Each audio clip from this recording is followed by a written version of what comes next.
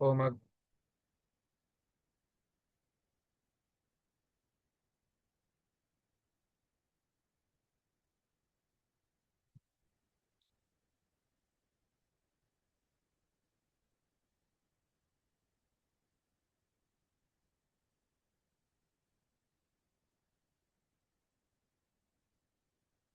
पिछला श्लोक किसने याद किया? पहला जो श्लोक बोला था, किसने पाठ किया?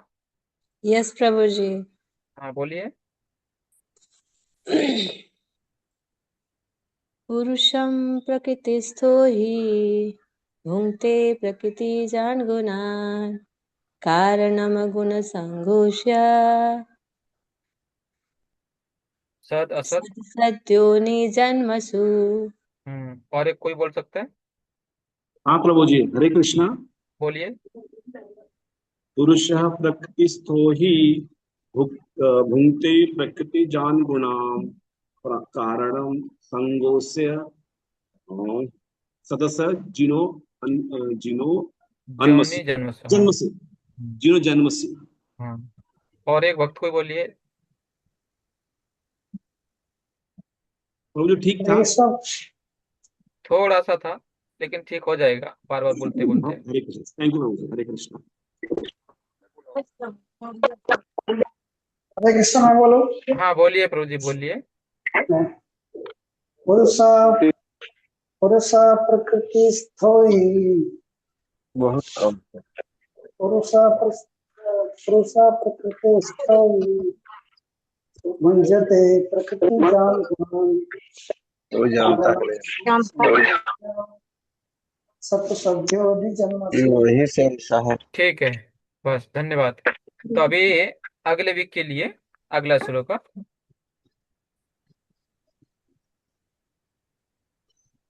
आज कौन सा है? 13-23।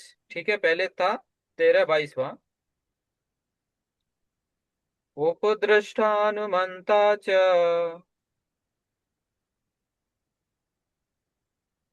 भर्ता भोक्ता महेश्वर। भर्ता भोक्ता महेश्वर। परमात्मेति चापयुक्तो परमात्मेति परमात्मेति चाप्युक्तो देहस्मिन् पुरुषः परः। देहे अस्मिन् पुरुषः परः। हम्म, तो ये हम लोग कल पूछेंगे। और पहले तीन कोई भी बोलेगा तो उससे क्या 3 बार रिपीट हो जाता है, तो पाठ हो जाएगा। ठीक है, अभी हम आते हैं चैप्टर, अध्याय 15।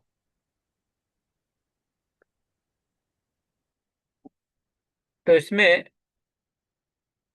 हम देखते हैं कि पिछली बार मतलब अध्याय 14 में 3 गुणों के बारे में था। और उसमें बताया गया मतलब लक्षण क्या थे, और उससे हम कैसे बाहर आ सकते हैं। क्योंकि लक्षण पता होगा तो हम बाहर आ सकते हैं। तो अभी इसमें जो 15वां अध्याय है उसमें बताया जाएगा अभी कि जो लक, मतलब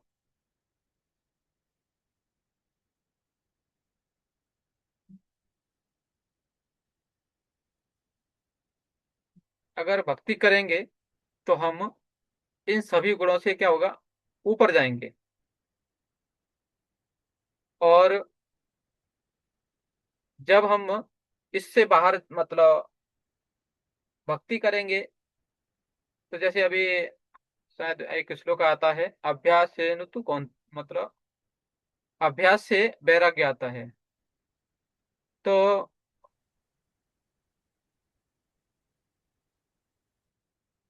पहले तो क्या था, बीमारी हमें पता चला कि हमें बीमारी क्या है।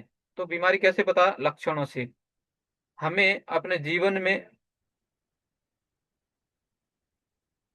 अपने गुणों के बारे में पता होना चाहिए, जैसे हमारे क्या कार्य हैं, किस प्रकार हम कार्य कर रहे हैं।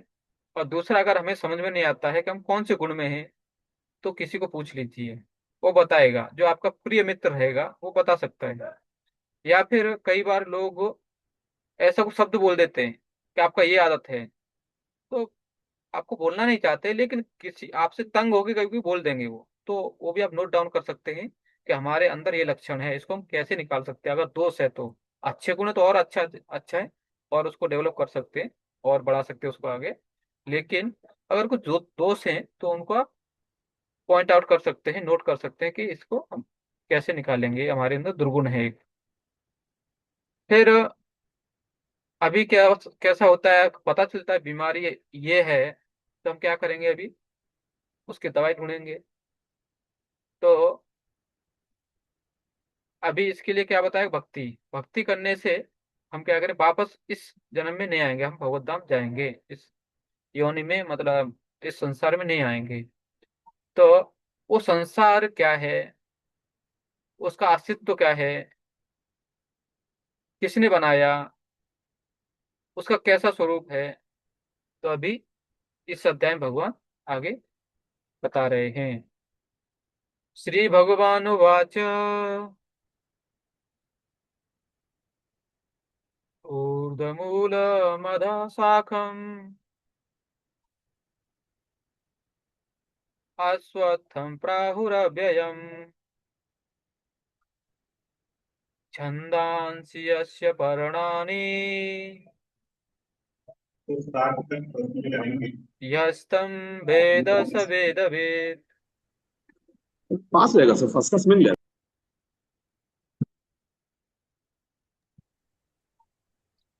ठीक है, कोई वक्त पढ़ सकते हैं। जी प्रभु जी, मैं पढ़ूं? यस माता जी। जी, धन्यवाद। भक्ति योग की महत्ता की विवेचना के बाद यह पूछा जा सकता है कि हाँ माता जी, एक बार अनुवाद पढ़िए। भगवान ने कहा। सॉरी प्रभु जी।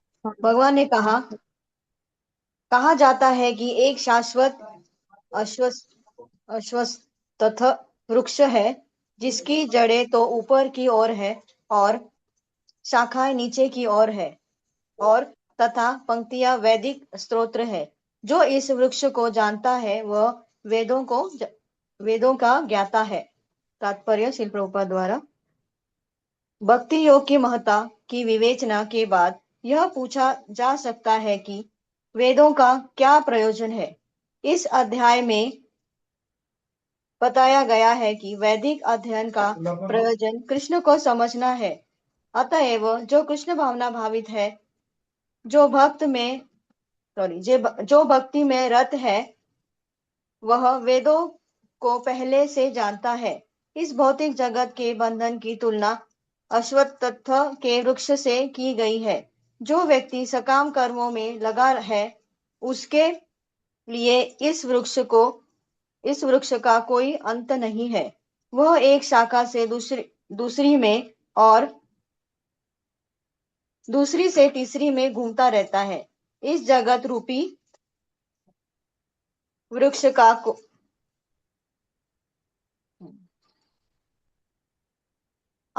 आत्मोन्नति के लिए है। वे ही इस वृक्ष के पत्ते हैं। एक मिनट प्रभु जी। नीचे। हाँ। इस यस। जगत रूपी वृक्ष का कोई अंत नहीं है, और जो इस वृक्ष में आसक्त है, उसकी मुक्ति की कोई संभावना नहीं है। वैदिक शास्त्र में जो आत्मोन्नति के लिए है, वे ही इस वृक्ष के पत्ते हैं। इस वृक्ष की जड़ें ऊपर की ओर बढ़ती है, क्योंकि वे इस ब्रह्मांड के सर्वोच्च से प्रारंभ होती है, जहां यह ब्रह्मास्तित्व है। यदि कोई इस मोह रूपी अविनाशी वृक्ष को समझ लेता है, तो वह इससे बाहर निकल सकता है। बाहर निकलने की इस विधि को जानना आवश्यक है। पिछले अध्यायों में बताया जा चुका है कि भव बंधन से निकलने की कई विधियां हैं। हम 13वें अध्याय तक यह देख चुके हैं कि भगवान भक्ति की सर्वोत्कृष्ट विधि है।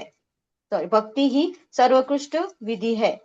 भक्ति का मूल सिद्धांत है भौतिक कार्यों से विरक्ति तथा भगवान की दिव्य सेवा में अनुरक्ति। इस अध्याय के प्रारंभ में संसार से आसक्ति तोड़ने की विधि का वर्णन हुआ है। इस संसार की जड़ें ऊपर को बढ़ती है। इसका अर्थ है कि ब्रह्मांड के सर्वोच्च लोक से पूर्ण भौतिक पदार्थ से यह प्रक्रिया शुरू होती है। वही में सारे ब्रह्मांड का विस्तार होता है, जिसमें अनेक लोग उसकी शाखाओं के रूप में होते हैं। इसके फल जीवों के कर्मों के फल के अर्थात धर्म, अर्थ, काम तथा मोक्ष के घोतक है। यद्यपि इस संसार में ऐसे वृक्ष का जिसकी शाखाएं नीचे की ओर है तथा जड़ें ऊपर की ओर हो, कोई अनुभव नहीं है, किंतु बात कुछ ऐसी है कि ऐसा वृक्ष जलाशय के निकट पाया जा सकता है। हम देख सकते हैं जलाशय के तट पर उगे वृक्ष का प्रतिबिंब जल में पड़ता है, तो उसकी जड़ें ऊपर तथा शाखाएं नीचे की ओर दिखती है। दूसरे शब्दों में यह जगत रूपी वृक्ष आध्यात्मिक जगत रूपी वास्तविक वृक्ष का प्रतिबिंब मात्र है। इस आध्यात्मिक जगत का प्रतिबिंब हमारी इच्छाओं में स्थित है। जिस प्रकार वृक्ष का प्रतिबिंब जल में रहता है, इच्छा की इस प्रतिबिंबित भौतिक प्रकाश में वस्तुओं के स्थित होने का कारण है। जो व्यक्ति इस भौतिक जगत से बाहर निकलना चाहता है, उसे वैश्लोषिक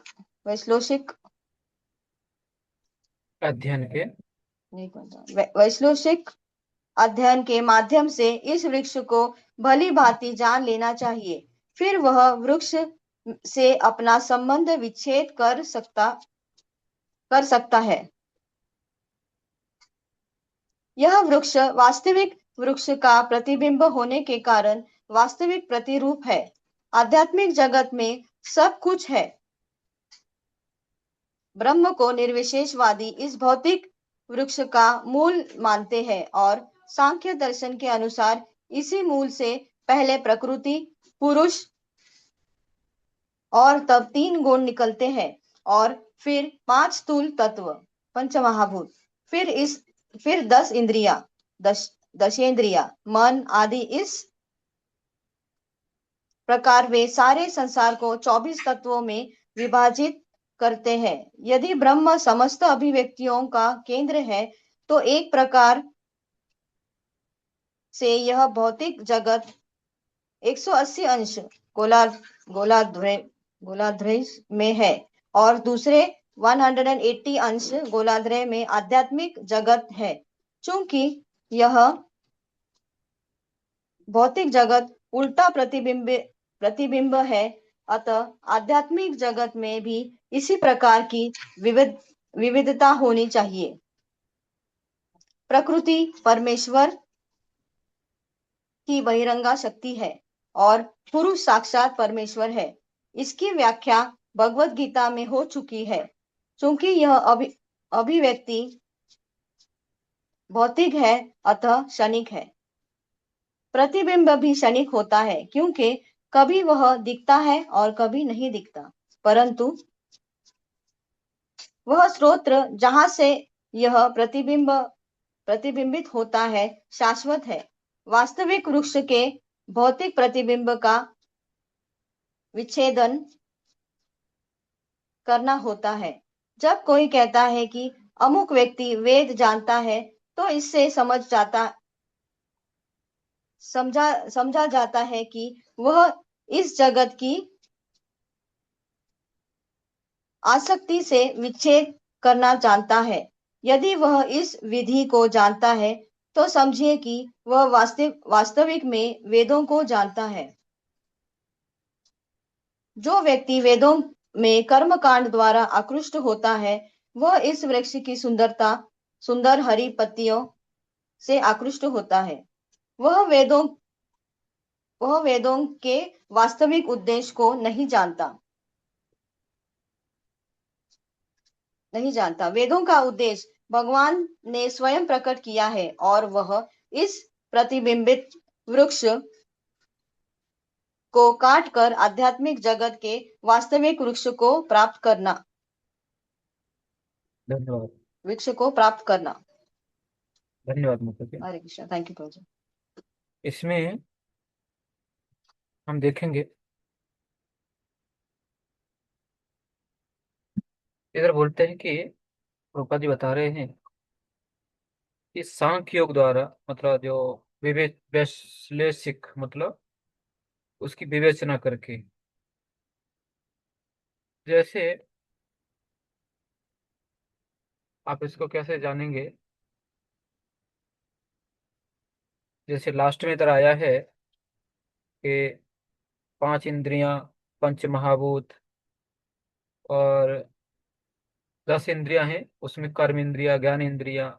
तो एक एक करके ये क्या होता है, इसको बोलते हैं वैश्लेषिक ज्ञान, मतलब सांख्य योग का ज्ञान। वो लोग एक के बाद एक कौन सा कारण है कैसे, इसलिए वो ढूंढते रहते हैं। इस सांख्य में आता है। तो दूसरा इसमें बताया गया है कि हम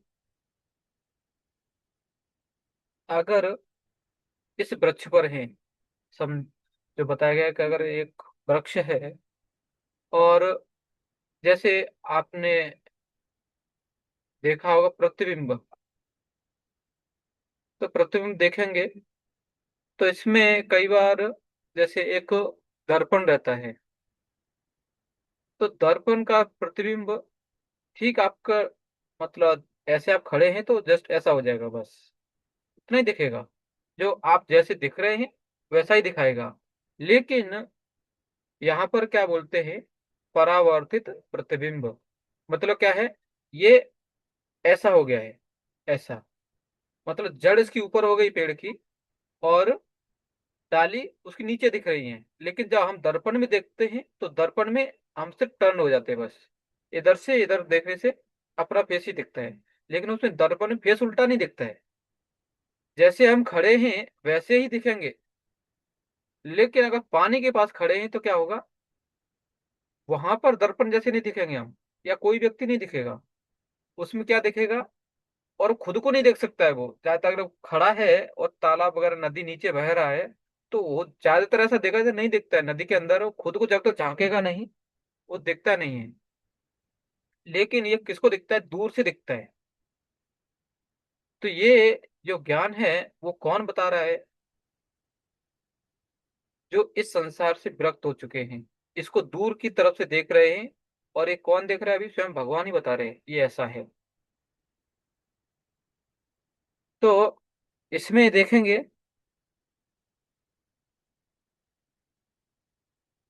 अभी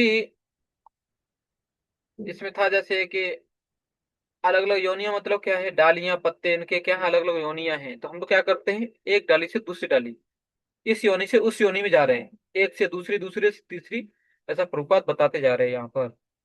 लेकिन अंत में क्या है,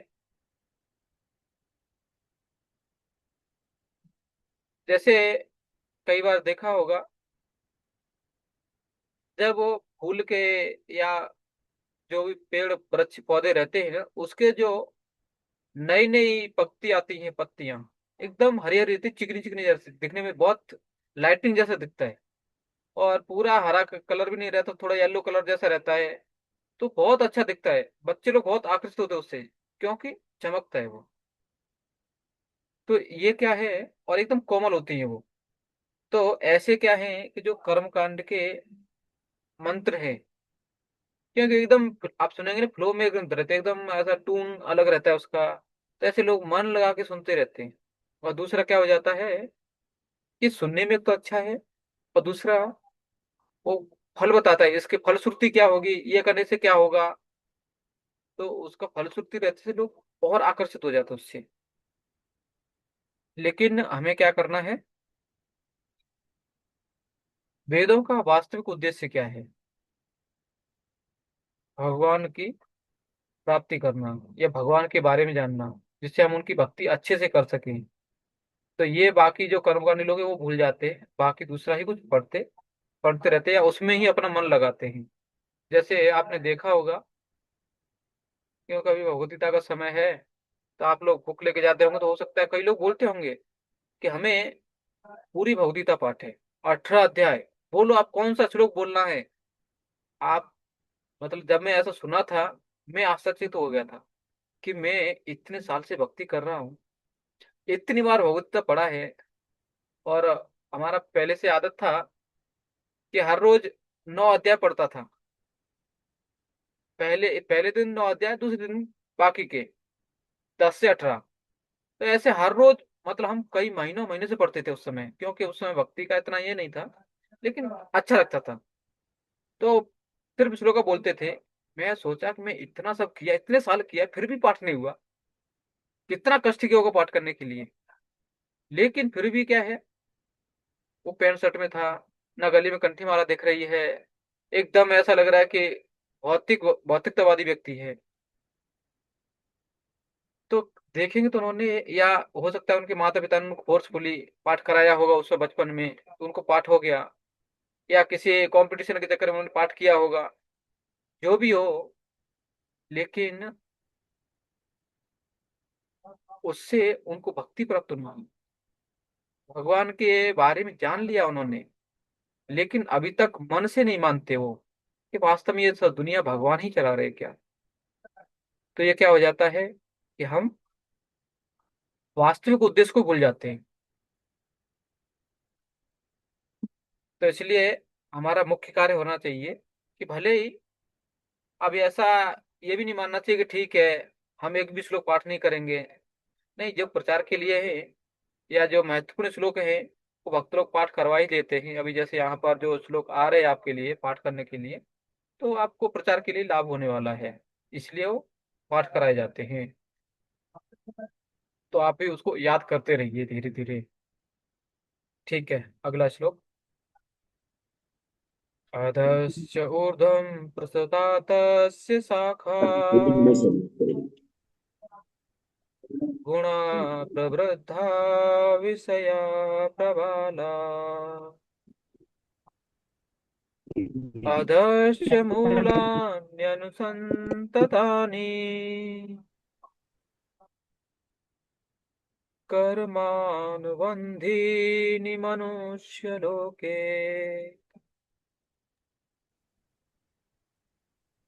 यस, कोई बोल सकते हैं अनुवाद। तो मैं हरे आपका कृष्ण। यस, लेकिन आप अपना वीडियो बंद कीजिए प्रभु जी, तो थोड़ा आवाज ठीक आएगा आपका। स्क्रीन प्रभु जी, थोड़ा सा yes screen yes share. Yes yes yes, अभी तो। प्रभु जी आपने स्क्रीन शेयर किया, जरा ऊपर करिए। हाँ, दिख रहा है प्रभु? हाँ प्रभु जी, हाँ। हरे कृष्णा। यस प्रभु। पढ़ो प्रभु जी। यस यस, पढ़िए। इस वृक्ष की शाखाएं, हाँ, इस वृक्ष की शाखाएं ऊपर तथा नीचे फैली हुई हैं और प्रकृति के तीन गुणों द्वारा पोषित है। इसकी टहनियां इंद्र विशेष है। इस वृक्ष की जड़ें नीचे की ओर भी जाती हैं, जो मानव समाज के सकाम कर्मों से बंधी हुई है। तात्पर्य। हाँ,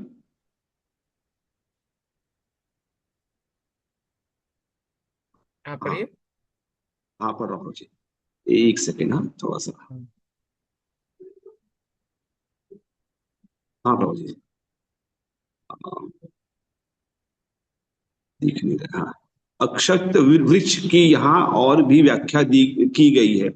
इसकी शाखाएं चतुर्दिक फैली हुई हैं। निचले भाग में जीवों की विभिन्न योनियां हैं तथा यथा मनुष्य, पशु, घोड़े, गाय, कुत्ते, बिल्लियां आदि, ये सभी वृक्ष की शाखाएं के निचले भाग हैं में स्थित हैं। लेकिन ऊपरी भाग में जीव की उच्च योनियां हैं।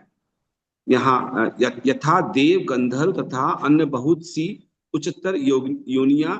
जिस प्रकार सामान्य वृक्ष का पोषण जल से होता है, उसी प्रकार यह वृक्ष की प्रकृति के तीन गुणों द्वारा पोषित है। कभी कभी हम देखते हैं कि जलाभाव से कोई कोई भूखंड वीरान हो जाता है तो कोई खंड लहलहाता है।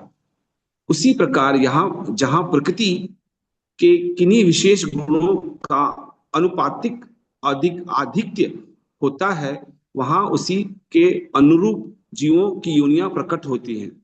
वृक्ष की टहनियां इंद्रिय विशेष हैं। वृक्षों विभिन्न गुणों के विकास से हम विभिन्न प्रकार के इंद्रियों का विकास करते हैं और इन इंद्रियों के द्वारा हम विभिन्न इंद्रिय विशेषों का भोग करते हैं। शाखाओं से के सिरे इंद्रियां हैं तथा कान नाक आंख आदि जो विभिन्न इंद्रिया विशेषों के भोग में आसक्त हैं। टहनियां शब्द रूप स्पर्श आदि इंद्रिय विशेष हैं। सहकाय जड़े राग तथा द्वेष हैं। जिस विभिन्न प्रकार के कष्ट तथा इंद्रिय भोग के विभिन्न रूप हैं। धर्म अधर्म की प्रवृत्तियां इन्हीं गौण जड़ों से उत्पन्न हुई मानी जाती हैं, जो चारों दिशाओं में फैली है। वास्तविक अर्थ से ब्रह्मलोक में है, किंतु अन्य जड़ें मृत लोक में है। जब उच्च उच्च लोगों पुण्य कर्मों का फल भोग चुका होता है तो वह इस धरा पर उतरता है और उन्नति के लिए सकाम कर्मों का नवीनीकरण होता है। यह मनुष्य लोक कर्म क्षेत्र माना जाता है। हरे कृष्ण प्रभु जी। धन्यवाद प्रभु। तो इसमें आप अपने में करेक्शन थोड़ा कर सकते हैं। ये जो शब्द था इंद्रिय विषय बोलते हैं इसको, विषयों, जैसे ये इंद्रिय विषय। अच्छा अच्छा। हाँ, तो क्योंकि ये स वि स य विषय, तो क्योंकि अभी आप क्या है, आप लोग प्रचार करेंगे तो इसीलिए मैं पढ़वा रहा हूँ, क्योंकि हिंदी कई बार हम लोग पढ़ते नहीं है या इंग्लिश से हम सुनते रहते हैं, तो हिंदी बोलना और कई बार क्या वो शब्द क्या है, उसको लिखना कैसे रहता है, वास्तविक शब्द क्या है, तो ये समझ में आता है, थोड़ा उच्चारण ठीक हो जाता है इससे। तो आप थोड़ा प्रैक्टिस करते रहिए, ठीक है। तो इसमें देखेंगे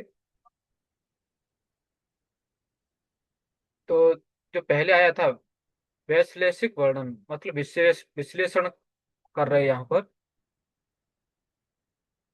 ये जो वृक्ष है,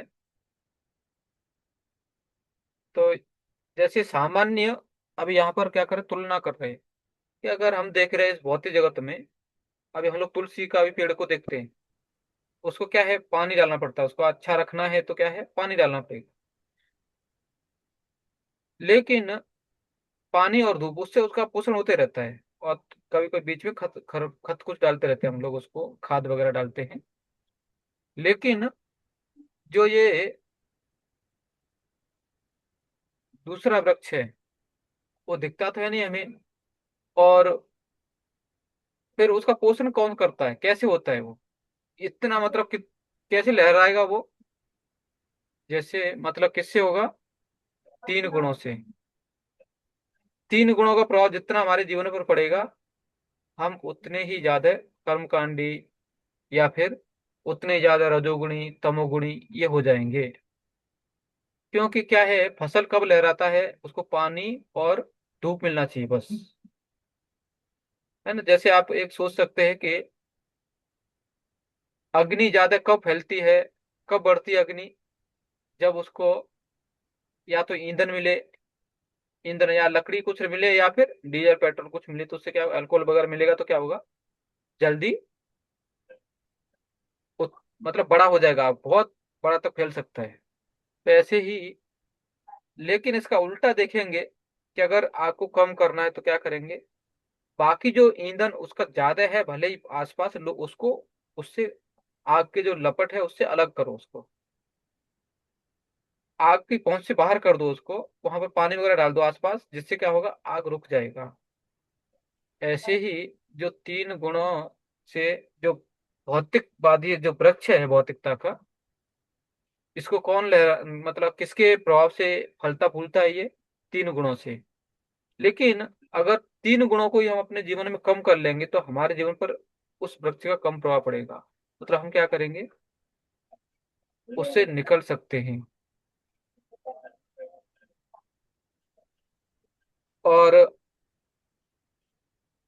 इसमें है, और बताया गया कि भूखंड मतलब एक जमीन बोल सकते हैं इसको। तो जमीन का जो टुकड़ा है, अगर एक कुछ एक ऐसी जगह है जहां पर पानी नहीं जा पाता है, तो क्या होता है, वहां पर पानी की कमी होती है, जिसके कारण उधर ना कोई रहना चाहता है और कोई आदमी रहता नहीं है, या कोई जहाँ रहता नहीं है वहां पर पेड़ पौधे भी नहीं आते, क्योंकि वो उधर पानी ही नहीं है। लेकिन जहां पर बहुत पानी है, नदी के आसपास आप देखेंगे, तो क्या होगा उधर, एकदम ग्रीनरी दिखेगा, हरियाली पूरी वो दिखेगी, उधर बहुत अच्छे खेत लहराते हुए दिखेंगे उधर। तो ये क्या हो जाता है, पानी का। लेकिन ऐसे ही क्या बोल रहे हैं इधर, कि जब तक हम इन तीन गुणों के मतलब अनुपाती, मतलब जैसे एक गुण कौन सा आगे जा रहा है, एक गुण कम हो रहा है, ये कुछ ना कुछ मतलब है, तीन गुण ही जो ऊपर नीचे घुमाते रहते हैं। लेकिन जितना हम इनमें ही रहेंगे, ये गुणों का प्रभाव हमारे अंदर रहेगा, उतना ही क्या होगा, हम अलग अलग योनियों में, जैसे खेत लहराता है ना, ऐसे हमारा गंतव्य स्थान क्लियर रहेगा, कि देखो हम अगली योनि कौन सी योनि में जाने वाले हैं अभी, उसके बाद कौन सी योनि जाएंगे।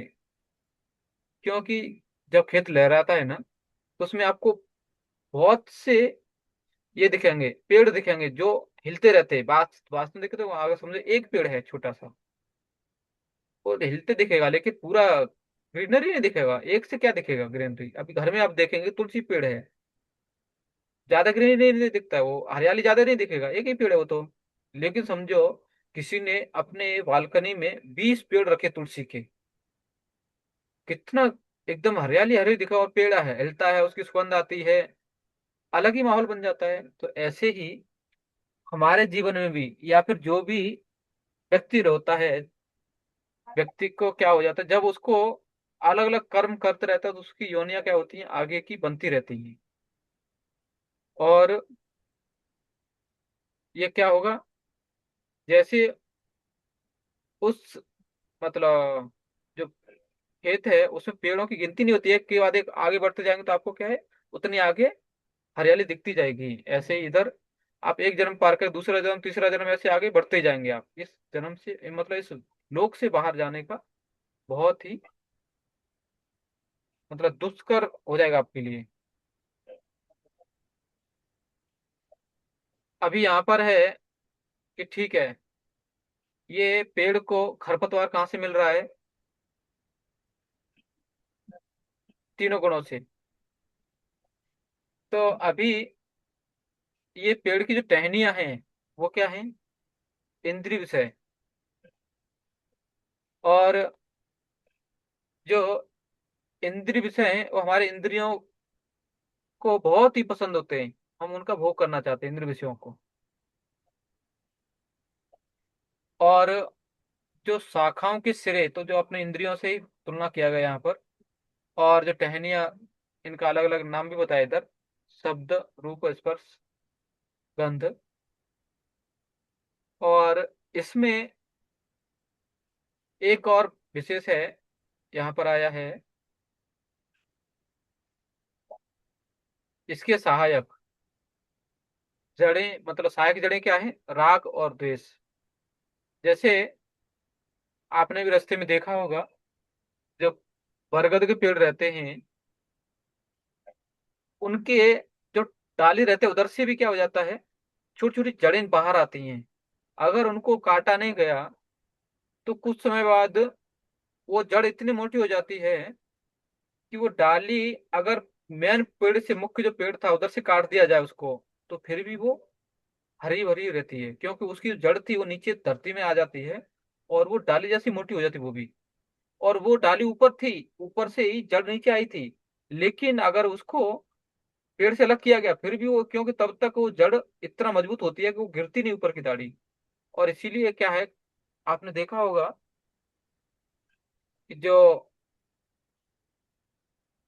अश्वत्थ मतलब बरगद का पेड़, उसकी एक के बाद एक डाली आगे जाती रहेगी और बहुत लंबे बढ़ते रहता है वो, बहुत दूर तक, कई बार बहुत मोटा भी हो जाता है और फैलता भी रहता है चारों ओर। तो ये क्या है, उसकी जो सहायक जड़ें हैं वो क्या है, राग और द्वेष। क्योंकि आप देखो, शब्द के बारे में जैसे आपको बोलना है या फिर सुनना है किसी का, तो आप अच्छा किसको बोलेंगे, जो अपने होंगे। बुरा किसको बोलेंगे, बोलेंगे जो दूसरे, आप जिसको अपना नहीं मानते।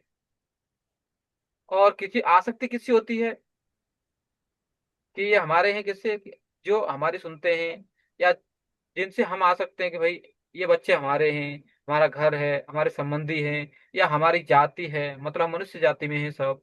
और ये कुत्ते बिल्ली सर्प बिच्छू, ये हमारे जाति में नहीं आते, इनसे हम दूर रहेंगे। तो एक मतलब क्या होता है, इस वृक्ष के ऊपर ही हम लोग क्या करते हैं, अटके हुए हैं।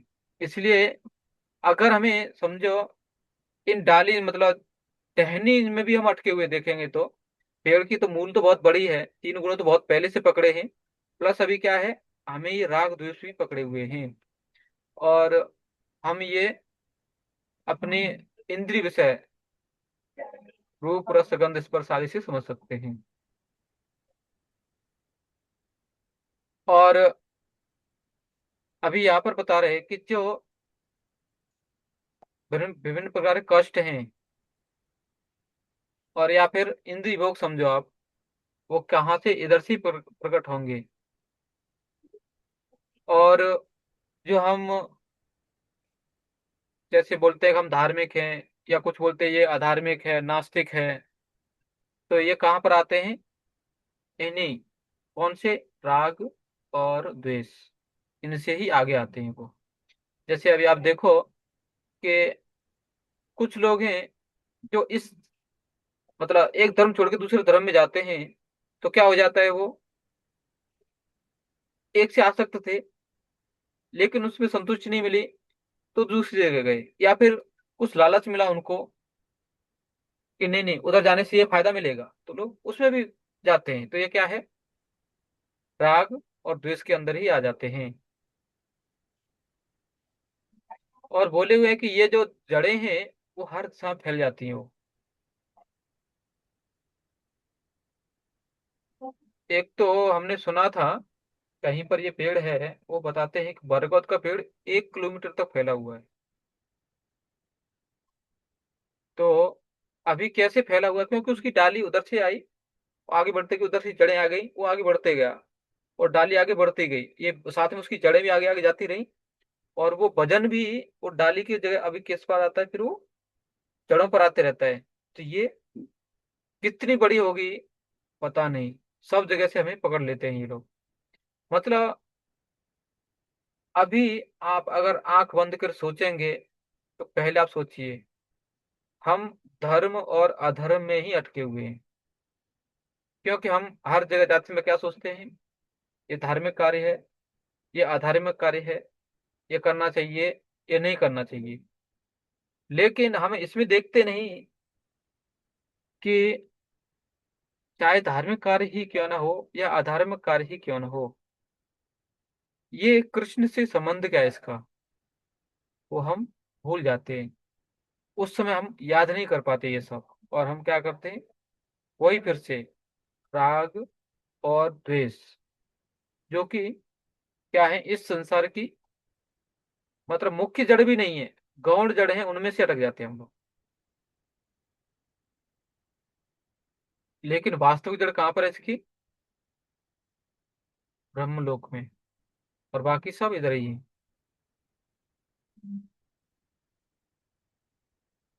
और यहाँ पर एक बताया गया है कि हमें इस धरती पर आकर के हमें सिर्फ क्या करना है, कमाना है और कार्य करना चाहिए बस। हमें ये नहीं सोचना है कि हम अभी आराम से बैठ के खा पी के रहेंगे बस। हमारा अकाउंट चल रहा है, ये चल रहा है, वो चल रहा है, ठीक है, वो चलने दो। लेकिन खाने पीने के लिए ये धरती पृथ्वी लोक नहीं है। यहाँ पर आप क्या है, कर्म भूमि है इधर। आप जितना कर्म कर सकते हैं। एक और कुछ ये आता है, हाँ, कर्म योनि बोल सकते हैं इसको।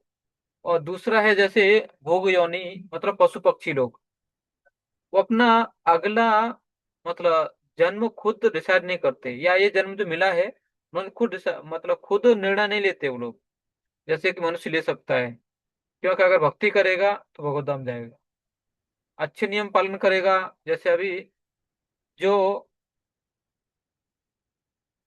100 जन्मों तक अच्छे से वर्णाश्रम धर्म का पालन करता है, वो कौन बनता है, इंद्र बनता है, वो ये ब्रह्मा जी बनते हैं, ऐसा हमने सुना। एक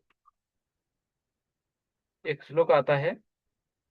और दूसरा, जो 100 अश्वमेध यज्ञ करता है वो इंद्र बनता है। ये तो सबको पता ही होगा, जैसे इसमें पृथु महाराज की कहानी में आता है ये।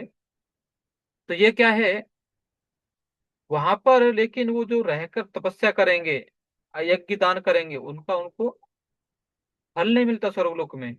उधर क्या है, जैसे अभी आप वृंदावन जाते हैं, या यात्रा पर जाके आए आप लोग, तो वहां पर वृंदावन भक्त क्यों जाते हैं लोग, भगवान के दर्शन के लिए। तो उधर क्या है, आपको आपका खर्चा होगा। आप उधर से कुछ कमा नहीं सकते, कुछ पैसा नहीं आएगा आपको वहां से, कुछ इनकम नहीं होगा वहां पर जाके। भौतिक दृष्टि से देखेंगे तो जैसे पैसे के बारे में, उधर क्या होगा, आपका उधर का पैसा खर्च होता है। लेकिन आप गांव में रह रहे, घर में रह रहे अपने, और सिटी में रह के अपने जहां पर भी स्थान है, ऑफिस ऑफिस जाते हैं, और आप जॉब कर रहे हैं, तो क्या होगा, ये क्या है, कर्म क्षेत्र है उधर वहां पर, तो आपको पैसा आएगा। ऐसे ही इस संसार में भी जो स्वर्गलोक है, या फिर अलग अलग जीव योनियां हैं, तो उनको कुछ उसका बेनिफिट नहीं मिल पाता है, उनको लाभ नहीं मिल पाता कुछ। हाँ, किस अगर समझो भौतिक मतलब ये 3 गुणों के अनुसार देखें तो मिलता नहीं है। लेकिन जैसे जीव जंतु के पास या पेड़ों के पास कोई जंगल में कीर्तन करता है, तो उससे क्या होगा, उस पेड़ को सुकृति मिलेगी और उसको भगवता मिल सकता है। और लेकिन समझो कोई मनुष्य होके भी और ये नहीं कर पाता, तो क्या है, उससे बड़ा दुर्भाग्य उसका क्या है। क्योंकि वो जो भी कर रहा है, उसके उससे उसका अगला जीवन प्रभावित होगा, अगला गंतव्य स्थान निश्चित होगा कि कहाँ जाएगा वो। हो सकता है कि इस बार वो बहुत बड़े घर में जन्म लिया है, बहुत अच्छा कमा रहा है, खा रहा है, लेकिन अगले जन्म में कहाँ जाएगा वो। तो इससे क्या हो जाता है, उस व्यक्ति के गंतव्य स्थान को पता चलता है। इसलिए हमें कभी भी इधर मनुष्य लोक में आके हमें ये नहीं सोचना चाहिए कि हम ये सब कार्य किसके लिए कर रहे हैं, धार्मिक कार्य हैं, पुण्य कार्य कर रहे हैं बस। नहीं, हमें क्या करो, पहले भगवान से मतलब संबंध रखो आप। संबंध रखने से क्या होगा, जो भी कुछ कमी होगी भगवान पूरा करेंगे। नहीं तो क्या है, क्योंकि ये कर्म क्षेत्र है, तो हमें कष्ट ही कष्ट मिलेंगे, कष्ट के सिवा कुछ मिलता नहीं। और जैसे कि आजकल बहुत ही स्पर्धाएं चल रही हैं, रूपा जी बोलते गला काट स्पर्धा चल रहा है आजकल, कि एक दूसरे को हत्या करके लोग अपना जीवन पालना चाहते हैं बस। तो ये क्या है, हम अभी तक राग और द्वेष में अटके हुए हैं, जबकि हम ये भूल गए कि इस पृथ्वी पर हम क्यों आए हैं, क्या कारण था, और इधर से हम कैसे वापस जा सकते हैं। लेकिन इसलिए भगवत गीता बताती है कि हमें क्या करना है, भगवान का नाम जप करते हुए, भगवत गीता भागवतम पढ़ते हुए, भक्तों के साथ में रहकर आदान प्रदान करते हुए हमें भक्ति करते रहना चाहिए। ठीक है। न रूपमस्य तथोपलभ्यते नान्तो न चार्दे न च सम्प्रतिष्ठा अश्वत्थमेनं सुविरूढमूलम् असङ्गशस्त्रेण दृढेन छित्त्वा तथा पदं तत् परिमार्गितव्यम् यस्मिन् गता न निवर्तन्ति भूय तमेव चाद्यं पुरुषं प्रबध्ये यतः प्रवृत्ति प्रसृता पुराणी। हरे कृष्णा प्रभु जी। यस माता जी। पढ़े हैं प्रभु जी मैं? यस माता जी। इस वृक्ष के वास्तविक स्वरूप का अनुभव इस जगत में नहीं किया जा सकता। कोई भी नहीं समझ सकता कि इसका आदि कहाँ है, अंत कहाँ है, या इसका आधार कहाँ है। लेकिन मनुष्य को चाहिए कि इस दृढ़ मूल वाले वृक्ष को विरक्ति के शस्त्र से काट गिराए। तत्पश्चात उसे ऐसे स्थान की खोज करनी चाहिए जहां जाकर लौटना ना पड़े और जहां उस भगवान की शरण ग्रहण कर ली जाए जिससे अनादिकाल से प्रत्येक वस्तु का सूत्रपात तथा विस्तार होता आया है। तात्पर्य पढ़े प्रभु जी। हाँ जी। तात्पर्य, अब यह स्पष्ट कह दिया गया है कि इस अश्वत्थ वृक्ष के वास्तविक स्वरूप को इस भौतिक जगत में नहीं समझा जा सकता, क्योंकि इसकी जड़ें ऊपर की ओर हैं। अतः वास्तविक वृक्ष का विस्तार विश्व विरुद्ध दिशा में होता है। जब वृक्ष के भौतिक विस्तार में कोई फंस जाता है तो उसे ना तो यह पता चल पाता है कि वह कितनी दूरी तक फैला है और ना ही वह इस वृक्ष के शुभ आरंभ को ही देख पाता है। फिर भी मनुष्य को कारण की खोज करनी ही होती है। मैं अमुक पिता का पुत्र हूँ, जो अमुक का पुत्र है आदि। इस प्रकार अनुसंधान करने से मनुष्य को ब्रह्म प्राप्त होते हैं, जिससे गर्भोदकशायी ब्रह्मा प्राप्त होते हैं, जिन्हें गर्भोदकशायी विष्णु ने उत्पन्न किया। इस प्रकार अंततः भगवान तक पहुंचा जा सकता है, जहां सारी गन्वेषणा का अंत हो जाता है। मनुष्य को इस वृक्ष के उद्गम परमेश्वर की खोज ऐसे व्यक्तियों की संगति द्वारा करनी होती है जिन्हें उस परमेश्वर का ज्ञान प्राप्त है। इस प्रकार ज्ञान से मनुष्य धीरे धीरे वास्तविकता के इस क्षण प्रतिबिंब से विलग हो जाता है और संबंध विच्छेद होने पर वह वास्तव में मूल वृक्ष में स्थित हो जाता है। इस प्रसंग में असंग शब्द अत्यंत महत्वपूर्ण है, क्योंकि विषय भोग की आसक्ति तथा भौतिक प्रकृति पर प्रभुता अत्यंत प्रबल होती है। अतएव प्रामाणिक शास्त्रों पर आधारित आत्मज्ञान की विवेचना द्वारा विरक्ति सीखनी चाहिए और ज्ञानी पुरुषों से श्रवण करना चाहिए। भक्तों की संगति में रहकर ऐसी विवेचना से भगवान की प्राप्ति होती है।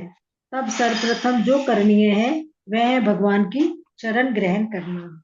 यहाँ पर उस स्थान का वर्णन किया गया है जहां जाकर मनुष्य इस क्षण प्रतिबिंबित वृक्ष में कभी वापस नहीं लौटता। भगवान कृष्ण वह आदि मूल है जहां से प्रत्येक वस्तु निकली है। उस भगवान का अनुग्रह प्राप्त करने के लिए केवल उनकी शरण ग्रहण करनी चाहिए, जो श्रवण कीर्तन आदि द्वारा भक्ति करने के फल स्वरूप प्राप्त होती है। वे ही भौतिक जगत के विस्तार के कारण है। इसकी व्याख्या पहले भी स्वयं भगवान ने की है। अहम सर्वस्य प्रभव, मैं प्रत्येक वस्तु का उद्गम हूँ। अतः इस भौतिक जीवन रूपी प्रबल अश्वत्थ के वृक्ष के बंधन से छूटने के लिए कृष्ण की शरण ग्रहण की जानी चाहिए। कृष्ण की शरण ग्रहण करते ही मनुष्य स्वतः इस भौतिक विस्तार से विलग हो जाता है। हरे कृष्ण। हरे कृष्ण। बहुत बहुत धन्यवाद माता जी। तो यहाँ पर अभी देखेंगे इधर एक भगवान बताते हैं कि जो ये वृक्ष है, इसका इस जगत में अनुभव या ऐसा वृक्ष कहीं आपको दिखेगा नहीं, उल्टा एकदम। लेकिन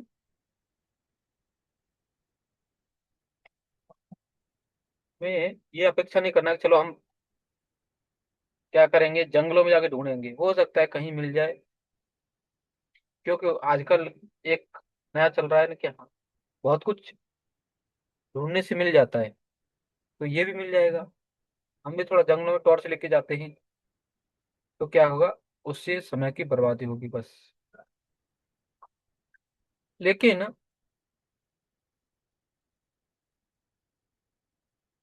इधर भगवान कहते हैं कि आप उस वृक्ष को ढूंढने मत जाओ। ये वास्तव में क्या है, इस भौतिक जगत का ही एक प्रतिबिंब है। ये आपको वृक्ष कहीं मिलेगा नहीं। क्योंकि जैसे कोई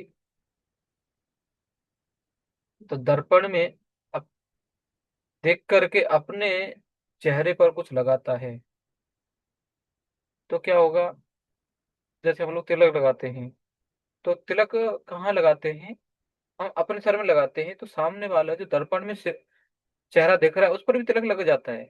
लेकिन कोई बोलेगा नहीं नहीं, इधर क्यों लगाना है, हम क्या करें, दर्पण में लगा देते हैं।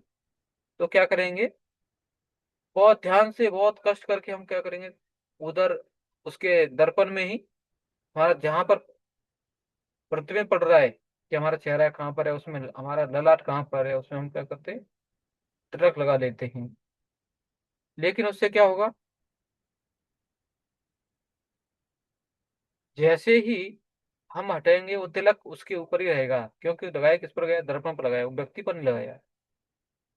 तो इससे बताते हैं कि आप क्या करो, विरक्ति के शस्त्र के द्वारा आप क्या करो, आसक्त मत हो इस घर से, इस संसार से। आप क्या करो, विरक्ति के शस्त्र द्वारा इसको आप कट करके आगे निकलो।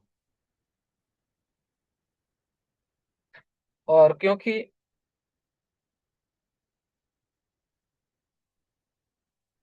वो बोलते हैं कि भौतिक में जो जगत, ये वृक्ष का ये है, तो कोई सोचता है कि हम इधर भी जाएंगे उधर भी जाएंगे, कहीं ना कहीं तो सुख मिलेगा। लेकिन हम क्या करते हैं, इधर उधर ढूंढते हैं, सब करते हैं, सिर्फ क्या एक नहीं करते, भगवान की शरण ग्रहण नहीं करते बस। लेकिन हम ये भूल जाते हैं कि भगवान ने ये सब क्या क्यों किया था, अपनी भोग के लिए, अपनी इच्छा के लिए किया है।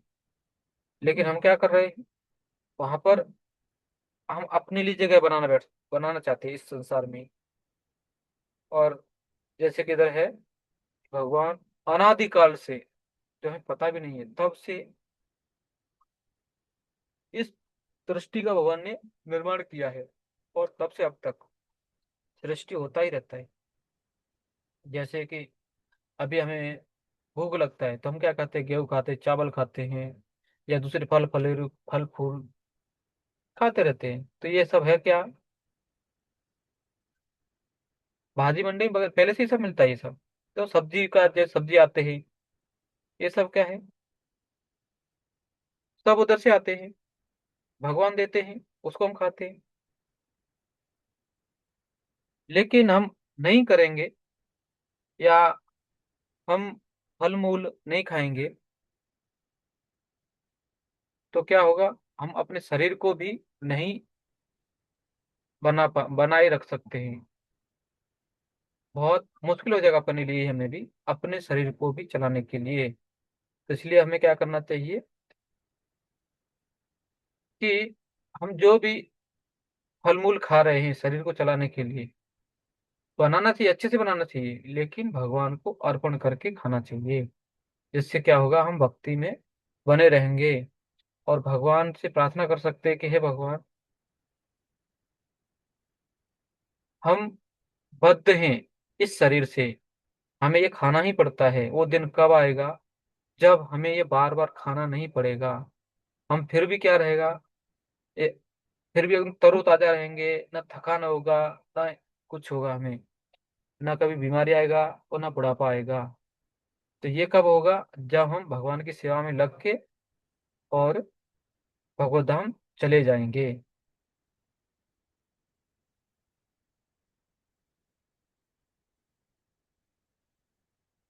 हाँ ठीक है। पांचवा, निर्माण मोहा जित संग दोषा,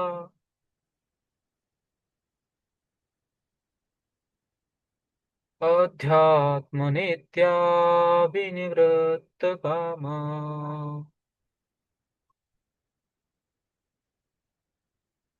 द्वंद्वैर्विमुक्ता सुख दुख संगे, गच्छन्त्यमूढा पदमाव्ययं तत्। यस माता जी पढ़िए। हरे कृष्णा। यस माता जी। प्रणाम प्रभु। जो झूठी प्रतिष्ठा, मोह तथा कुसंगति से मुक्त है, जो शाश्वत तत्व को समझते हैं, जिन्होंने भौतिक काम को नष्ट कर दिया है, जो सुख तथा दुख के द्वंद्व से मुक्त है, और जो मोहरहित होकर परम पुरुष के शरणगत होना चाहते हैं, वे उस शाश्वत राज्य को प्राप्त होते हैं। तात्पर्य शिला प्रभुपाद द्वारा। यहाँ पर शरणागति का अत्यंत सुंदर वर्णन किया हुआ है। इसके लिए जिस प्रथम योग्यता की आवश्यकता है, वो है मिथ्या अहंकार से मोहित ना होना। क्योंकि बद्ध जीव अपने प्रकृति के स्वामी मानकर गर्वित रहता है, अतः उसके लिए भगवान का शरण करना कठिन हो जाता है।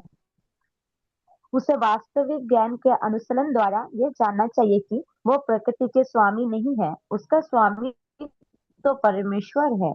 जब मनुष्य अहंकार से उत्पन्न मोह से मुक्त हो जाता है, तभी शरणागति की प्रक्रिया प्रारंभ हो सकती है। जो व्यक्ति इस संसार में सदैव सम्मान की आशा रखता है, उसके लिए भगवान के शरणागत होना कठिन है। अहंकार तो मोह के कारण होता है, क्योंकि यद्यपि मनुष्य यहाँ आता है, कुछ काल तक रहता है और फिर चला जाता है, तो भी मूर्खता बस यह समझ बैठता है कि वही इस संसार का स्वामी है। इस तरह वो सारी परिस्थितियों को जटिल बना देता है और सदैव कष्ट उठाता रहता है। सारा संसार इसी भ्रम धारण के अंतर्गत आगे बढ़ता है। लोग सोचते हैं कि यह भूमि या पृथ्वी मानव समाज की है, और उन्होंने भूमि का विभाजन इस मिथ्या धारणा से कर रखा है कि वे स्वामी हैं। मनुष्य को इस भ्रम से मुक्त होना चाहिए कि मानव समाज ही इस जगत का स्वामी है। जब मनुष्य इस प्रकार की भ्रम धारणा से मुक्त हो जाता है, तो वो पारिवारिक, सामाजिक तथा राष्ट्रीय स्नेह से उत्पन्न कुसंगत से मुक्त जाता है। ये त्रुटिपूर्ण संगतियां ही उसे संसार से बांधने वाली है। इस अवस्था के बाद उसे आध्यात्मिक ज्ञान विकसित होता है। उसे ऐसा ज्ञान का अनुशीलन करना होता है कि वास्तविक में उसका क्या है और क्या नहीं है। और जब उसे वस्तुओं का सही सही ज्ञान हो जाता है, तो वह सुख दुख हर्ष विषाद जैसे द्वंद्वों से मुक्त हो जाता है। वह ज्ञान से परिपूर्ण हो जाता है, और तब भगवान का शरणागत बनना संभव हो पाता है। हरे धन्यवाद माता कृष्ण जी। प्रभु जी।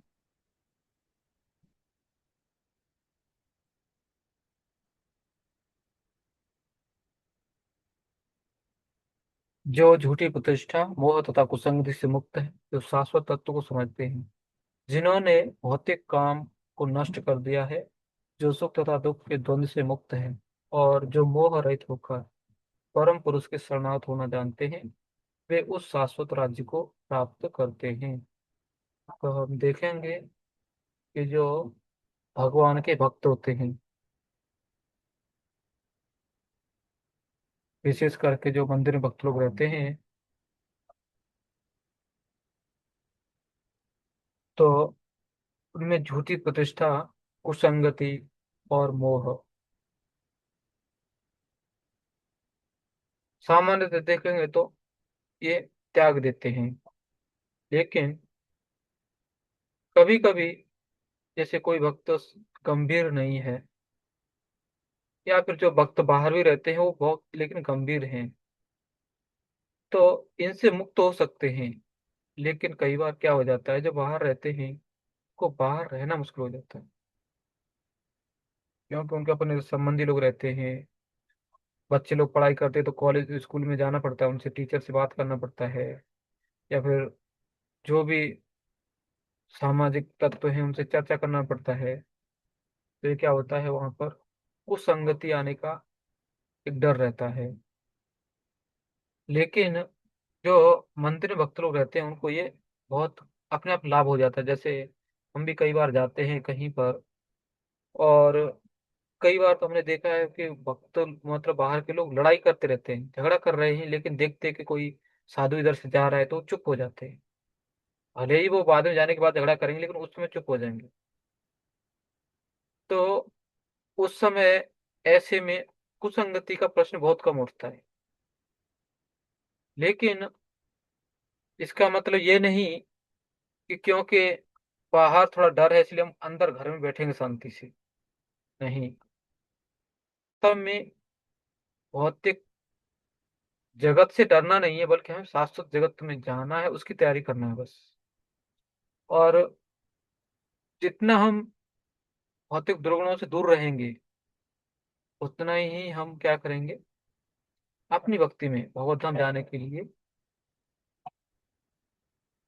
मतलब उत्साहित हो पाएंगे। क्योंकि अभी इसमें देखेंगे कि उन्होंने शाश्वत तत्व को समझा है। शाश्वत तत्व मतलब क्या बोल सकते हैं उसको, जिन्होंने भौतिक इच्छाओं को त्याग दिया है। जैसे जो मंदिर में रहते हैं, तो वो ज्यादा जैसे अपेक्षा नहीं करते कि हमारा अपना फ्लैट होगा, हमारे बच्चे होंगे तो हम उनकी इतना पढ़ाई कराएंगे, ये पोस्ट दिलाएंगे, या हम ऐसा ही कराएंगे। या फिर कई बार एक रहता है कि हाँ अभी हम वहां पर जा रहे हैं तो वहां से ये कपड़े खरीद के लाएंगे, ऐसा ड्रेस रहेगा, ऐसा कलर रहेगा, ऐसा फूल वाली पहना ड्रेस पहननी चाहिए। या फिर बोलेंगे कि मतलब ये कलर में होना चाहिए। और अभी तो जैसे सर्दी का सीजन है, तो उसमें भी कौन से सॉक्स रहेंगे, या बहुत कुछ अलग अलग वस्त्र वगैरह दिखते हैं, जो क्या करेंगे, हम चाहते हैं कि बस हमें ही चाहिए। जैसे एक छोटा बच्चा जितना सोच सकता है, जो भी दिखेगा उसको वो सब चाहिए। तो इसमें क्या हो जाता है कि जब हम लोग आश्रम में रहते हैं, तो उसमें जैसे हम 40-50 लोग भक्त लोग रहते हैं मंदिर में, तो जो भी हमारे संबोधन में आता है, जैसे कोई बोलेगा हमें गर्म कपड़े चाहिए, ठीक है भाई, समय पर गर्म कपड़े आ जाएंगे उधर। और उसमें से क्या है, एक से एक के लिए नहीं आते हैं, फिर सबके लिए आते हैं। 10-15 जोड़ी आएंगे, आप अपना छांट लीजिए, जो चाहिए आपको ले लो उसमें से बस। तो इससे क्या हो जाता है कि जैसे अगर आपको या हम लोगों को एक एक को जाना पड़ा समझो खरीदने के लिए, तो कितना समय जाएगा। और फिर जाने से वहां पर वैरायटी देख के और मन भ्रमित हो जाता है कि ये लेना चाहिए, ये लेना चाहिए। फिर बोलते हैं नहीं नहीं, इनर अलग से ले लेते हैं, स्वेटर अलग से ले लेते हैं, फिर शॉल ऊपर से अलग से ले लेंगे। लेकिन यहाँ पर क्या बोले, ठीक है स्वेटर चाहिए ले लो स्वेटर, शॉल आया चलो शॉल ले लो, बस खत्म बात हो जाएगी।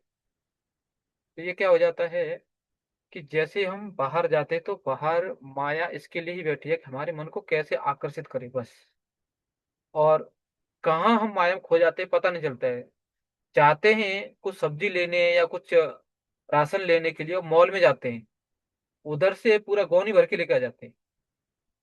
और बाद में 1-2 महीने बाद पता चलता है कि घर पूरा भर गया, अभी इसको खाली करो। तो फिर क्या करते हैं, जो पुराना हो गया धीरे धीरे कच्चे में निकालते रहो उसको। तो ये क्या है, हमारा भौतिक काम है। इच्छा है, वास्तव में हमें तो चाहिए नहीं, हमें जरूरत नहीं है उसकी, लेकिन क्या मन बोलता है नहीं नहीं ये भी ले लो बहुत अच्छा है, ये भी ले लो बहुत अच्छा है। तो ये क्या हो जाता है, हम लोगों को पूरा बांध के रखता है। और इससे क्या होगा, हम सुख दुख में पड़े रहेंगे, लेकिन सुख दुख से बाहर नहीं आ पाते। तो इसलिए हमें बार बार ये सब सोचना चाहिए, क्या वास्तव में हमें जरूरत है, या हमें ऐसे ही दिखाने के लिए। या फिर नहीं नहीं सबके साथ यार उसने खरीदा तो हम भी खरीद लेते हैं। या कई बार तो क्या होता है, डिस्काउंट मिल रहा है बहुत कुछ, यह कि कम पैसे मिल रहा है ले लो ले लो। अरे भाई, वो उधर कम पैसे में दे रहा है लेकिन रखें कहाँ पर, वो भी सोचना चाहिए। या फिर उसका नुकसान क्या होगा, जैसे सब जो टीवी मिल रहा है कम पैसे मिल रहा है, लेकिन क्या होगा, उसको रखने के लिए जगह चाहिए आपको, रखने के लिए जगह चाहिए तो चलाने के लिए समय भी चाहिए आपको। और आप सब देखेंगे तो बच्चे हैं, मतलब जो भी परिवार में सब लोग क्या करेंगे, उसको देखते हुए टाइम पास करेंगे। फिर बाद में बोलते हैं कि नहीं नहीं बच्चे पढ़ाई नहीं कर रहे आजकल। तो क्या हो जाता है, क्योंकि हमने ही अपनी वो अपने जो भौतिक काम था, भौतिक इच्छाएं थी, उसके ऊपर क्या हो गया है, नियंत्रण नहीं रहा। तो हम दूसरे कैसे नियंत्रण कर सकते हैं? उनको आदत किसने लगाया? हमने ही लगाया है।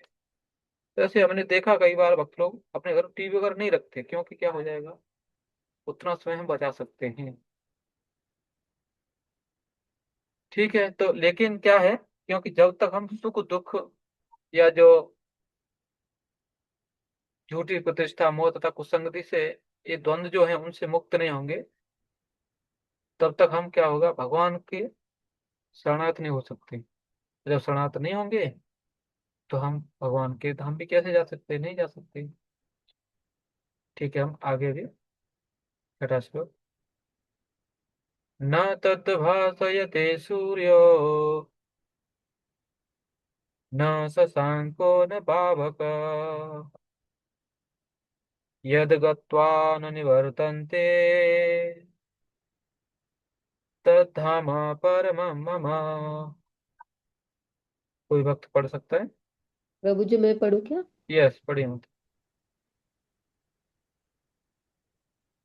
पढ़िए। स्क्रीन, हाँ, हाँ स्क्रीन थोड़ी ऊपर लीजिए। हाँ, ठीक। बस बस। अनुवाद।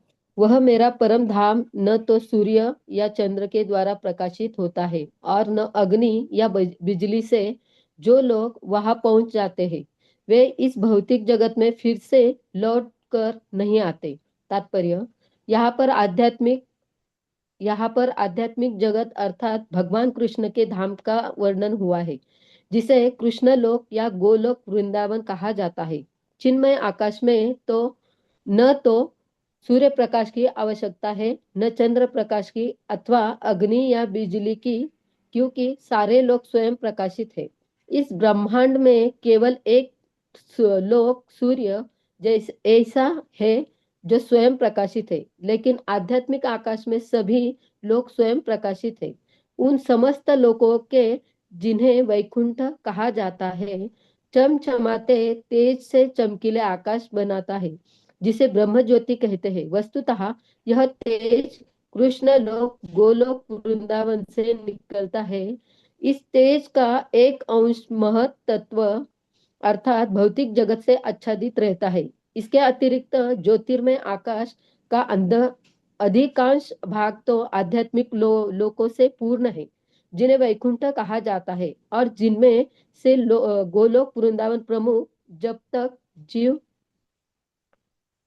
हाँ, जब तक जीव इस अंधकारमय जगत में रहता है तब तक वह बद्ध अवस्था में है, लेकिन जब वह इस भौतिक जगत रूपी मिथ्या विकृत वृक्ष को काट कर आध्यात्मिक आकाश में पहुंचाता है, तो ही वही मुक्त हो जाता है।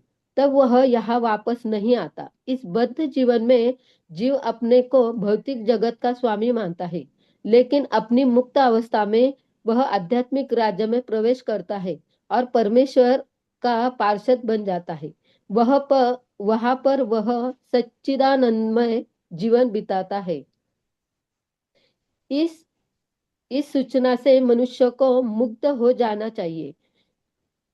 उसे उस शाश्वत जगत में ले जाए जाने की इच्छा करनी चाहिए और सच्चाई के इस मिथ्या प्रतिबिंब से अपने को विलग कर लेना चाहिए। जो इस संसार से अत्यधिक आसक्त है, उसके लिए इस आसक्ति का छेदन करना दुष्कर होता है, लेकिन यदि वह कृष्ण भावनामृत को ग्रहण कर ले तो उसके उसके क्रमशः छूट जाने का संभावना है। उसे ऐसे भक्तों की संगति करनी चाहिए जो कृष्ण भावना भवित होते हैं।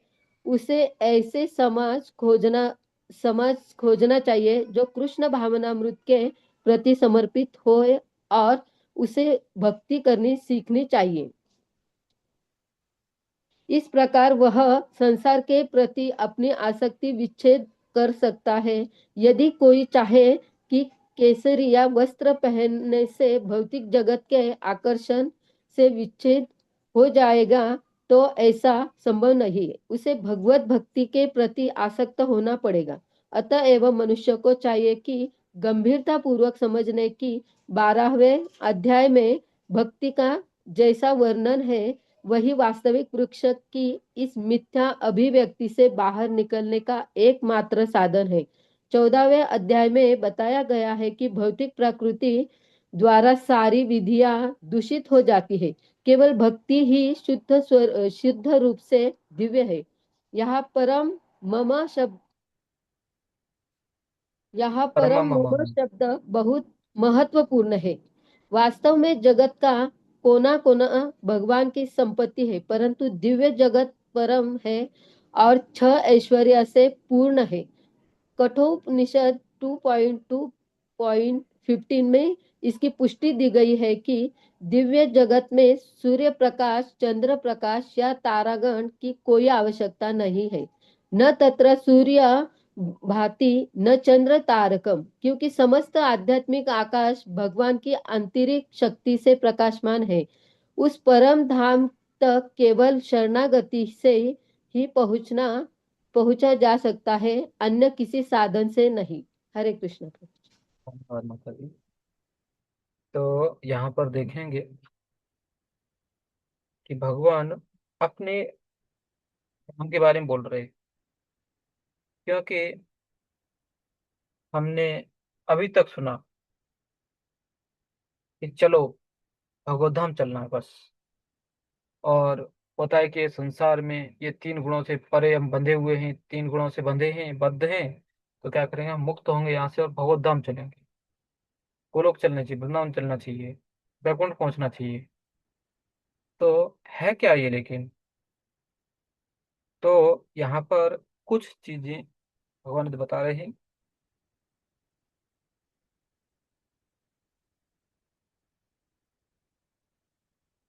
कि उनका अपना जो धाम है, न सूर्य चंद्र और अग्नि, न सूर्यो न शशांको न पावक।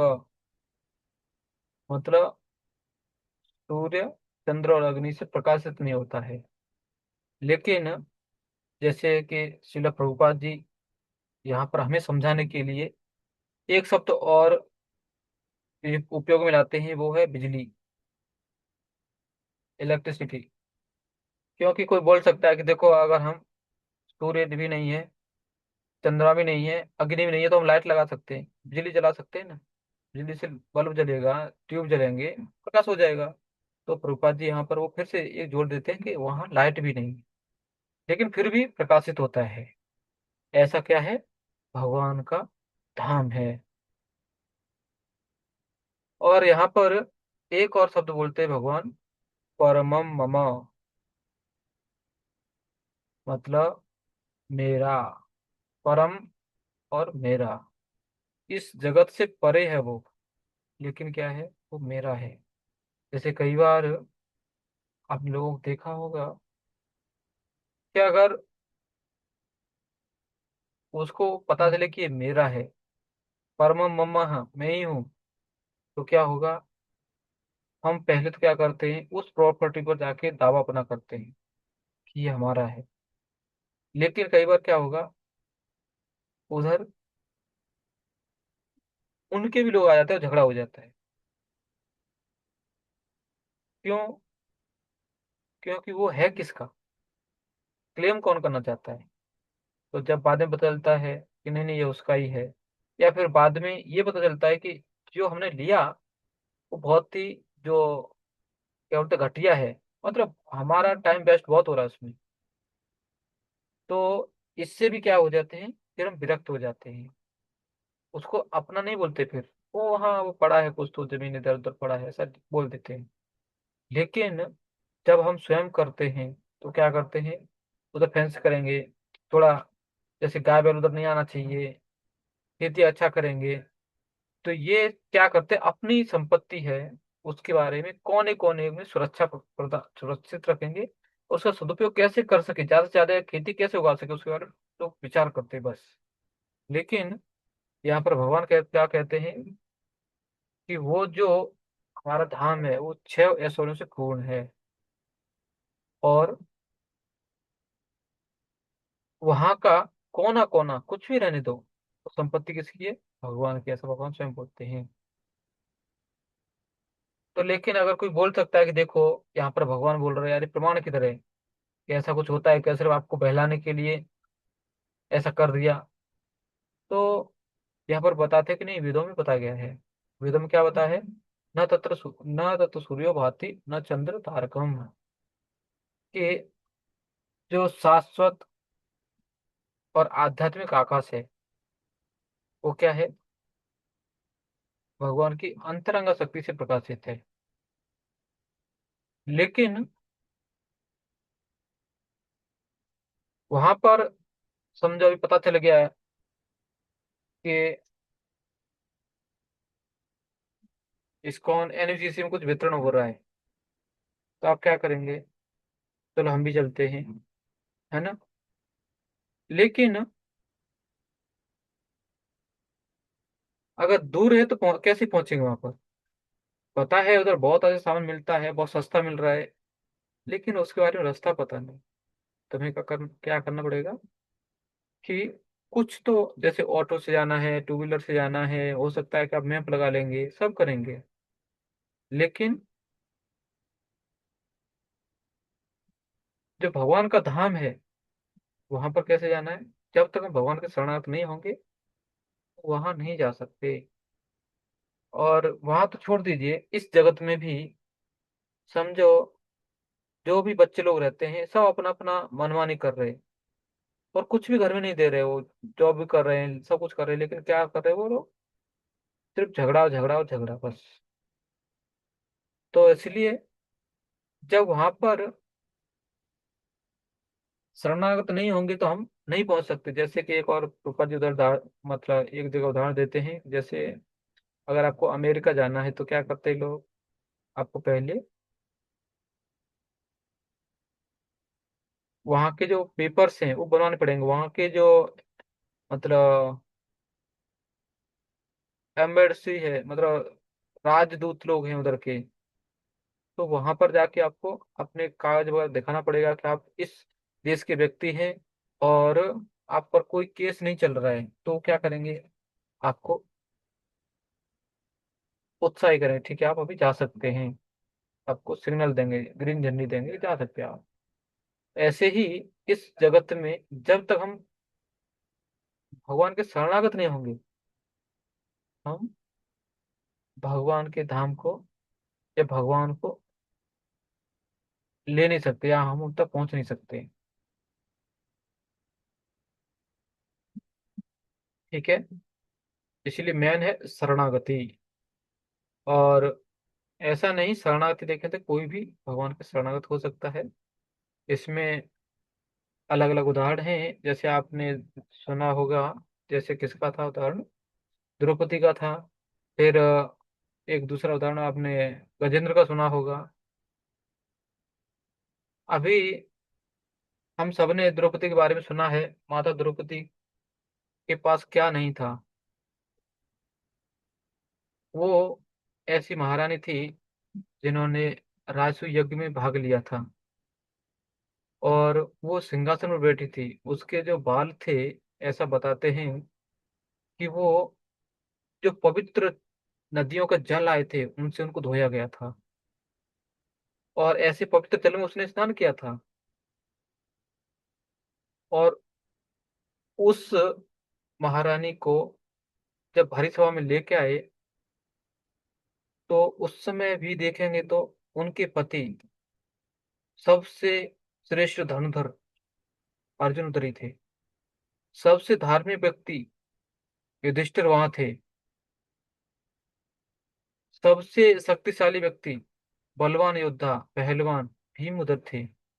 ठीक है, सब श्रेष्ठ ब्रह्मचारी, या फिर बोल सकते हैं कि जो और सबसे वयोवृद्ध थे, भीष्म पितामह उधर थे। और साक्षात परशुराम के शिष्य द्रोण वहां थे।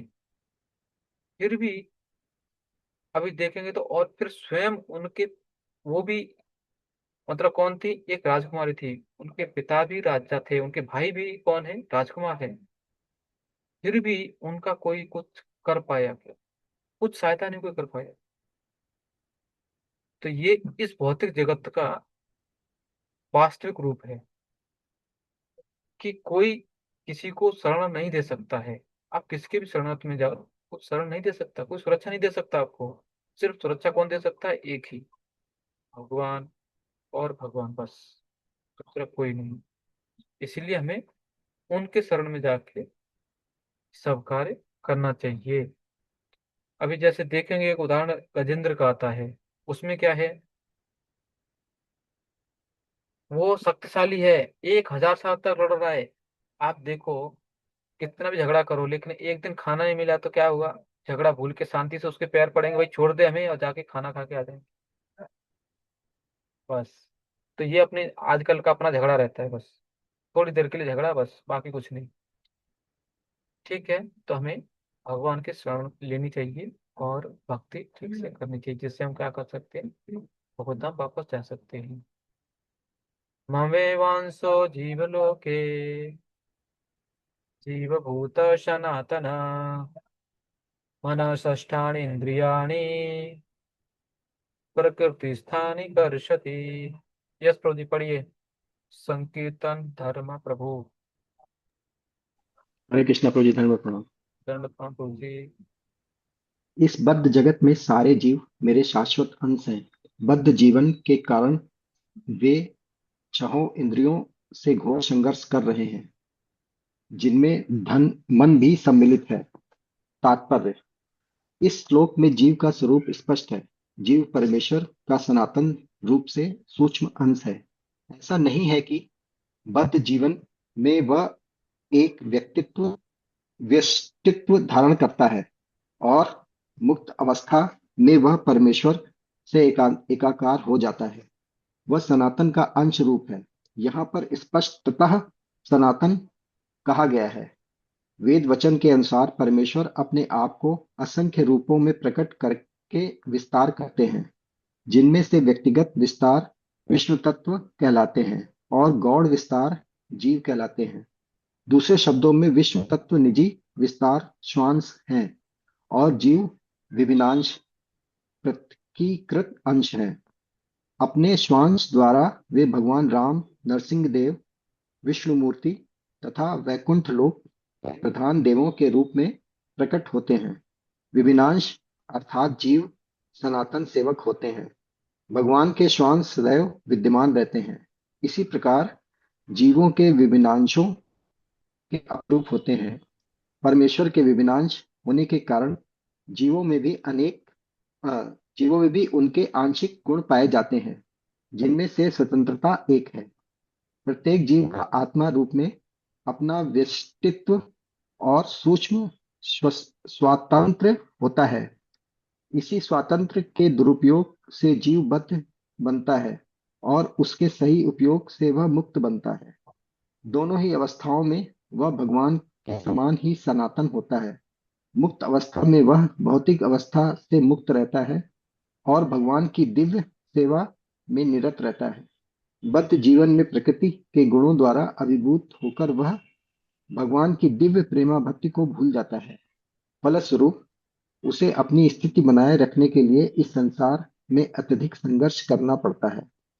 न केवल मनुष्य तथा कुत्ते बिल्ली जैसे जीव, अपितु इस भौतिक जगत के बड़े बड़े नियंता यथा ब्रह्मा, शिव तथा विष्णु तक परमेश्वर के अंश हैं। ये सभी सनातन अभिव्यक्तियां हैं, क्षणिक नहीं। कर्षति संघर्ष करना शब्द अत्यंत सार्थक है। बद्ध जीव मानो लौ श्रृंखलाओं से बंधा हो। वह मिथ्या अहंकार से बंधा रहता है और मन मुख्य कारण है जो उसे इस भवसागर की ओर धकेलता है। जब मन सतोगुण में रहता है तो उसके कार्यकलाप अच्छे होते हैं। जब रजोगुण में रहता है तो उसके कार्यकलाप कष्टकारक होते हैं और जब वह तमोगुण में होता है तो वह जीवन की निम्न योनियों में चला जाता है। लेकिन इस श्लोक से यह स्पष्ट है कि बद्ध जीव मन तथा इंद्रियों समेत भौतिक शरीर से आवृत है और जब वह मुक्त हो जाता है तो यह भौतिक आवरण नष्ट हो जाता है, लेकिन उसका आध्यात्मिक शरीर अपने व्यष्टि रूप में प्रकट होता है। मध्यान्ह श्रुति में यह सूचना प्राप्त है, स वा एष ब्रह्मनिष्ठ इदं शरीरम मर्त्यमतिसृज्य ब्रह्मा विसम्पद ब्रह्मणा पश्यन्ति ब्राह्मण शृणोति ब्राह्मण वेदम सर्वमनुभवति। यहाँ यह बताया गया है कि जब जीव अपने इस भौतिक शरीर को त्यागता है और आध्यात्मिक जगत में प्रवेश करता है तो उसे पुनः आध्यात्मिक शरीर प्राप्त होता है, जिससे वह भगवान का साक्षात्कार कर सकता है। यह उनसे आमने सामने बोल सकता है और सुन सकता है तथा जिस रूप में भगवान है उन्हें समझ सकता है। स्मृति में भी यह ज्ञान होता है। वसंती यत्र पुरुषा सर्वे वैकुंठ मूर्तयः। वैकुंठ में सारे जीव भगवान जैसे शरीरों में रहते हैं।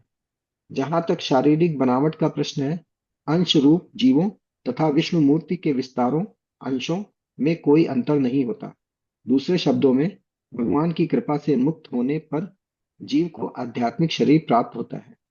मम वांछः शब्द भी अत्यंत सार्थक है, जिसका अर्थ है भगवान के अंश। भगवान का अंश ऐसा नहीं होता जैसे किसी पदार्थ का टूटा खंड अंश। हम द्वितीय अध्याय में देख चुके हैं कि आत्मा के खंड नहीं किए जा सकते।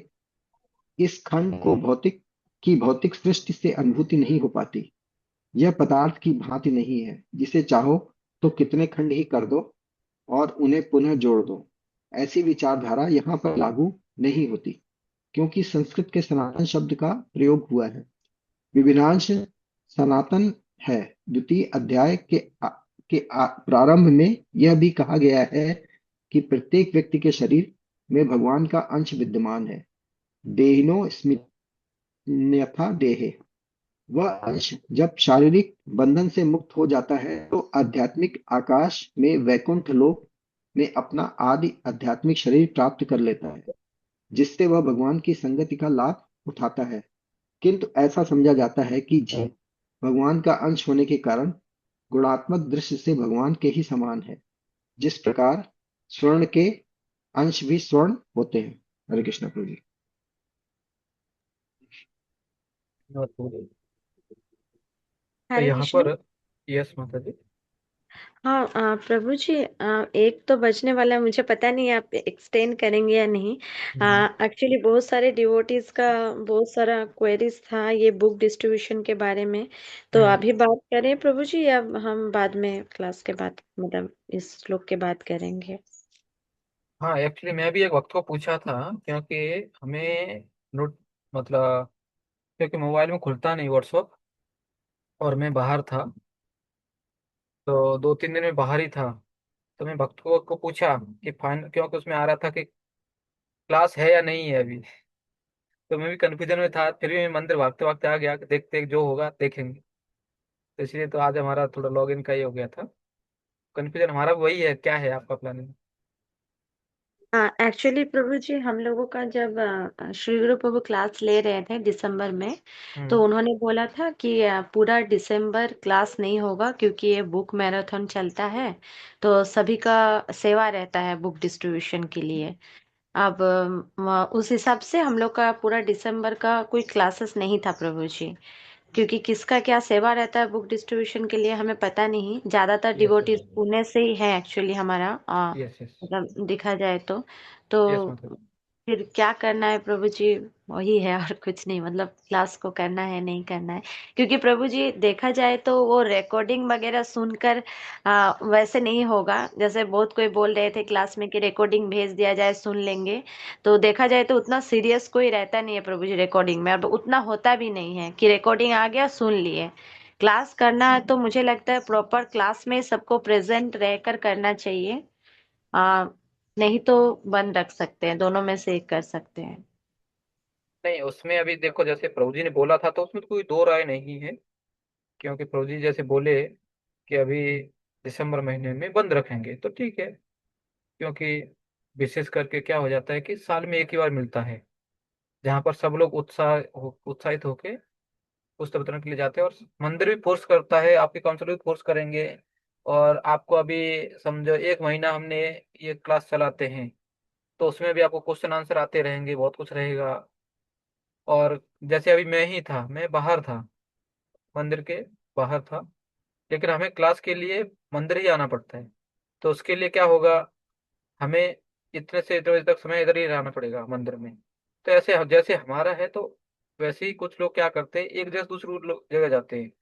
अभी जैसे हम लोग बस पार्टी की प्लानिंग कर रहे हैं, या फिर स्कूल में गीता के लिए प्रयास कर रहे हैं, तो